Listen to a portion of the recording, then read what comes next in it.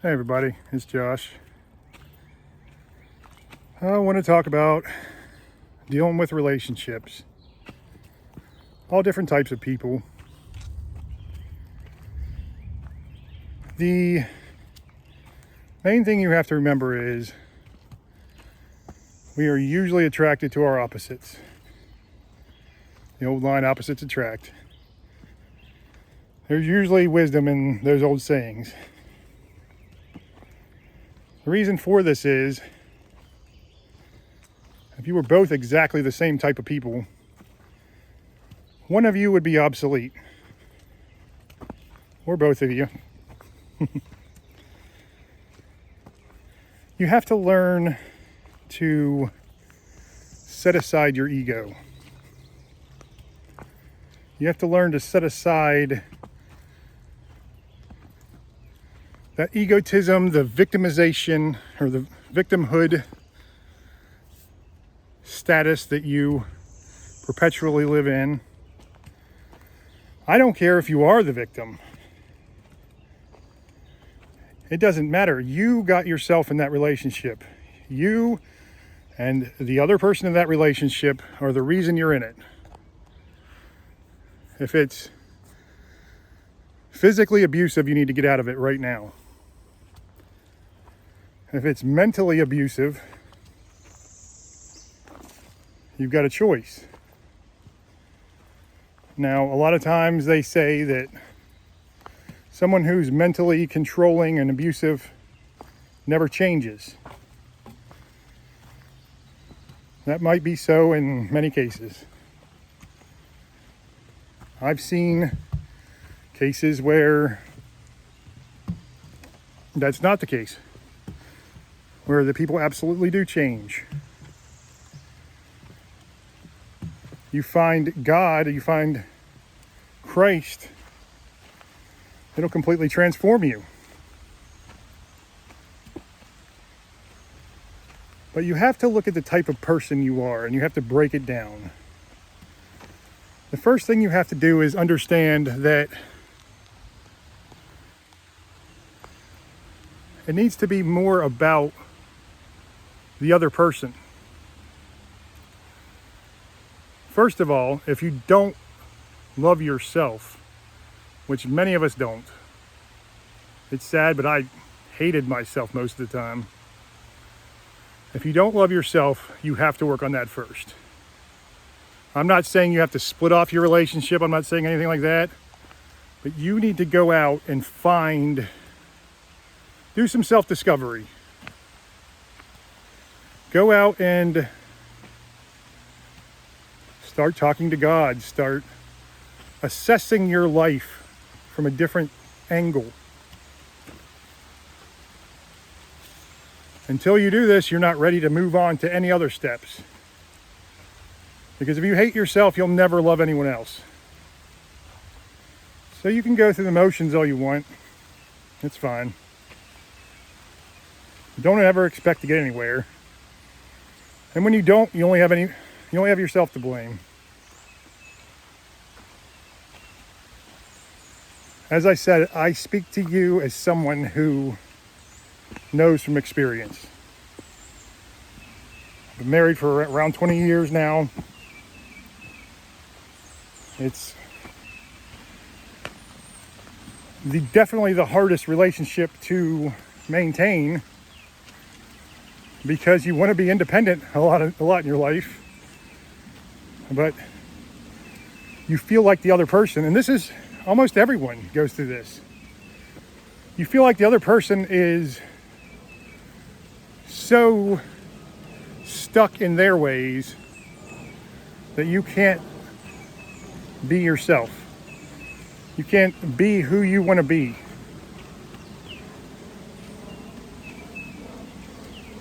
These are the easiest times we're living in right now, as far as technology, as far as comfort. These problems didn't exist as much back when you had to actually work for every meal, when you had to slave away on a farm or go hunt for your meals or go gather the food or raise the family, make the clothes. We have a new set of problems now. People who just have no idea who they are in this new world. Because it's hard to fit in this new world. How do you find purpose in here? You end up making some artificial purpose up. Some cause you want to go protest, or, you just blame everyone else for your suffering. And the suffering seems to be much worse now too. Even though times were so much harder, suffering has gone way off the charts. Mental illness, way off the charts. I understand we didn't record them the same way back then. But you have to stop thinking about yourself. You have to stop being the victim all the time. You have to let your ego go. And it's not always going to work. Sometimes you're in a situation, in a relationship that just isn't working. But if you've devoted your life to someone, in a marriage especially, you better do what you can to make it work. Otherwise, you're just taking the easy way out. Because I guarantee you there was probably at least 100 times, if not 1,000, when either me or my wife was like, this is over, I'm done with this. I'm done with this garbage. Because both of us were miserable for so long. Over half of our relationship, we were miserable because things were going good, somewhat, or at least looking back, they were good. And then things just took a nosedive off the cliff.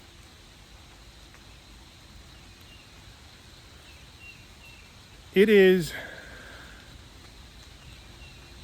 a purpose in your life to make certain relationships work.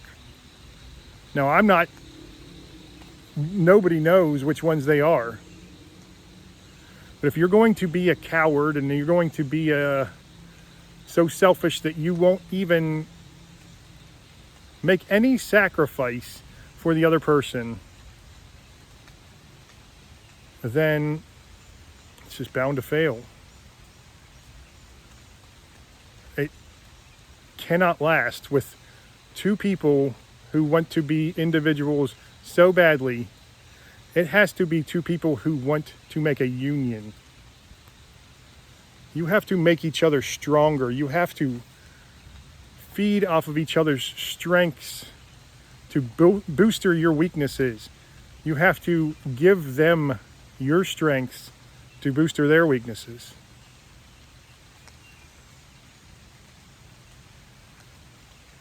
In fact, the romantic part of the relationship is so insignificant. It really is.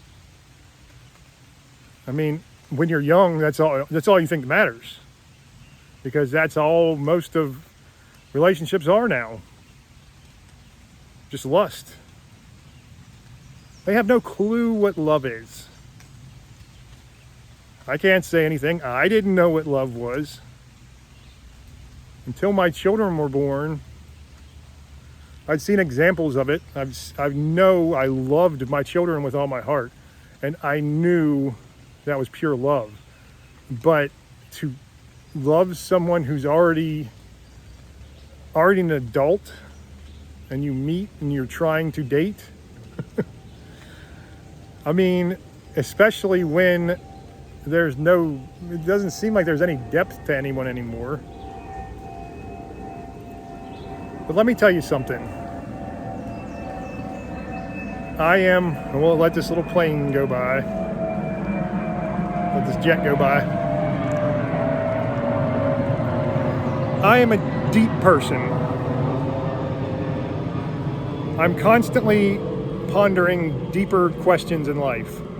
That is who I am. That is who I've been I wasn't publicly because I put a disguise on to go out and pick up women, and that's just what I did because I didn't think that who I was would be good enough for anyone. I am a head in the clouds person. I don't remember names, I don't remember dates, I don't remember all those things. But I try to be loving and compassionate. I try to make the most out of everything in life. And I've always been that way. I've always been the life's a journey, not a destination type of guy. My wife is almost the exact opposite in every way. She's not a deep person as far as trying to find deeper meaning in life. Her spirituality is more traditional. She is amazing at keeping track of dates and organization, and she's a little OCD in some of the things, while I'm a little, whatever the opposite of OCD is, slobbish. I sometimes want to keep things clean, I guess, but she's a clean freak a lot of times.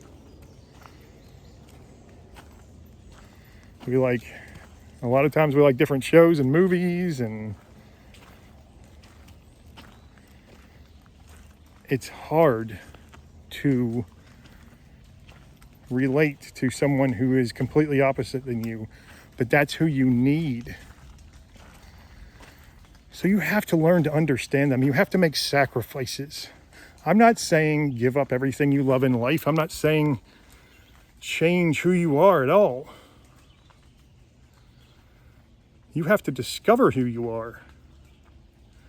And work to find a way to make them fit into your life. If you're not married yet and you just have a girlfriend, don't try to force it, but don't put these crazy standards on people either. We always, especially after we come out of a bad relationship, we're always like, well, I know what to look for now, and I'm never going back to anybody like that. And everything the next girl we date does, we see, she might do one little thing, and it's like, oh, I see my ex in her, getting rid of her. You're not some prize catch either. Trust me. I don't care if you're a supermodel. None of us are some prize catch. You have to work hard. You have to put your time and energy and sacrifice into making a relationship work. Now, I'm still not, even though I've been married for as long as I have, I'm not saying I'm some sort of expert. Not at all. You can ask my wife. I'm not an expert at relationships. But when God saved me, He saved our marriage too. I was listening to some sermon online last night, and this guy who was saved, and he said he was literally on the verge of divorce. Him and his wife were in the process of getting a divorce at the time. And he said on the day he was saved, and that morning, he would have told you asked about his wife, he would have told you how awful she is and how, everything wrong with her. And by that night, he was telling people how amazing and how wonderful and everything amazing about her.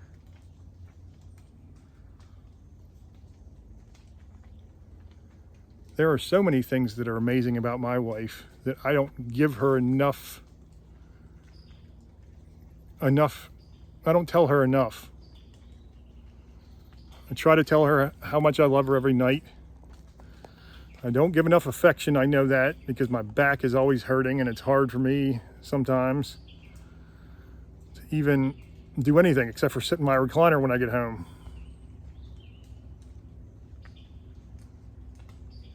I'm trying to exercise so I can get feeling better, but nerve pain never goes away, so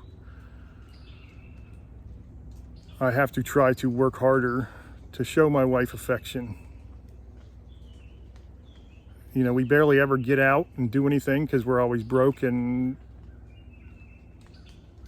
it's just the way it goes. I mean, we can't afford a babysitter half the time. We can't afford to do a pet sitter. You know, we can't afford to go out to eat to nicer places a lot of times, but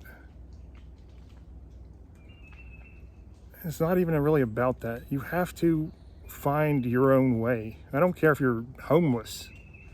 You can find a way to show the person you love how much you love them.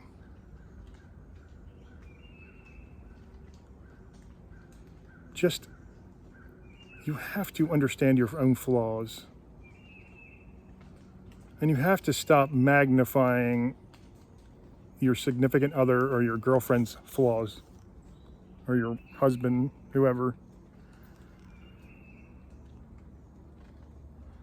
They've got plenty of them. They're just as lost as you are. And I get it. Some people are just pure evil.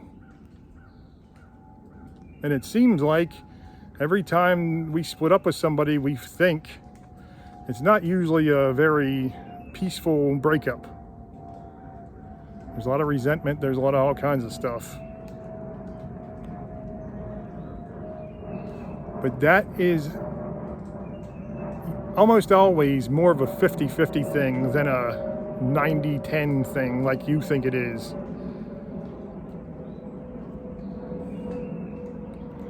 I'm trying to think about my past girlfriends that I've had. And I just didn't like myself. I just didn't know how to like myself. So I didn't know how to like them. I didn't know how to even really be a person. I felt like an alien pretending to be a human.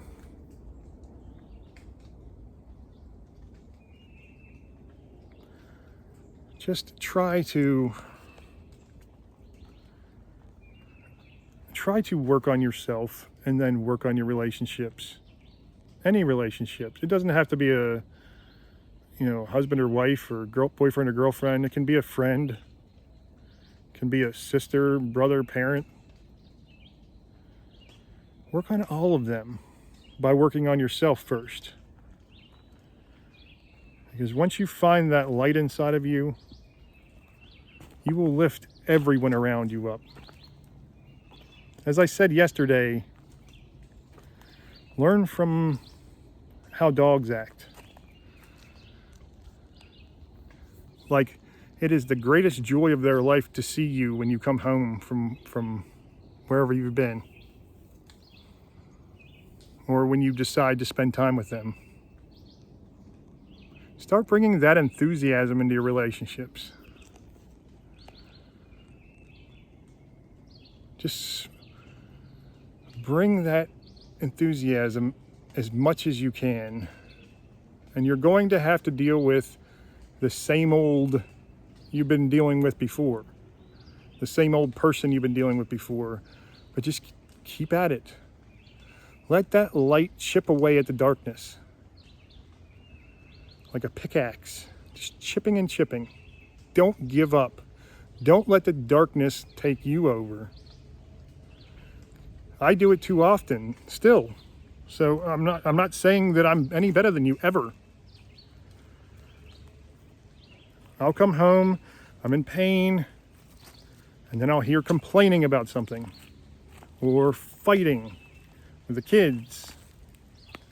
Because the kids are going to be little jerks. This is what they do. And all the little glimmer of light that I had stored up, this is overshadowed. I thank God that the Holy Spirit now gave me that more eternal light that I always know how to refresh. I can always go back to God and ignite that flame so it radiates so bright, brighter and brighter every time, it seems like. But I know most of you don't have that. So it's going to take some time. You're going to have to chip away at it, and you're going to have to make the self-sacrifice and actually work on your relationships. Instead of just feeling sorry for yourself and all your suffering, all your pain, think about the pain you bring others. Think about the suffering that you bring upon others because of your egotism and victimization, self-victimhood.